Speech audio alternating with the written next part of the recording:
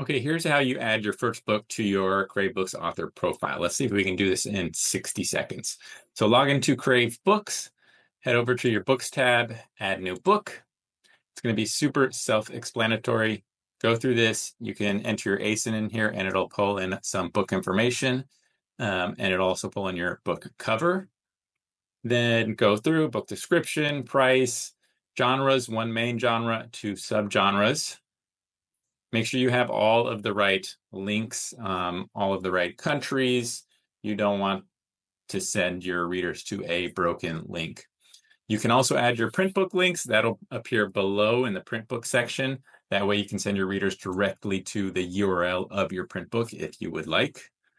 Audiobooks. And then down here, EPUB. This is optional. You can use EPUBs to have a reader magnet on CraveBooks, so you can send readers to the reader magnet and they'll sign up to your email list via that reader magnet. We also host all of the reader magnets on our free books page. If you want to participate in a giveaway, you can upload your EPUB here, and that file will be used to give to readers in our email list building giveaways. Now, you don't have to list it as a reader magnet. If you upload your EPUB file, you'll see you can come into your reader magnet tab, and that's where you will add it as a reader magnet. Now, after you've added your book, it'll look something like this.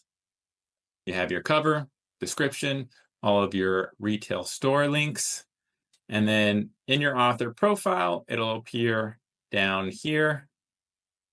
And your reader magnet, if you do select a reader magnet, will appear in your free books tab and on the free books page. This is where all of the reader magnets appear.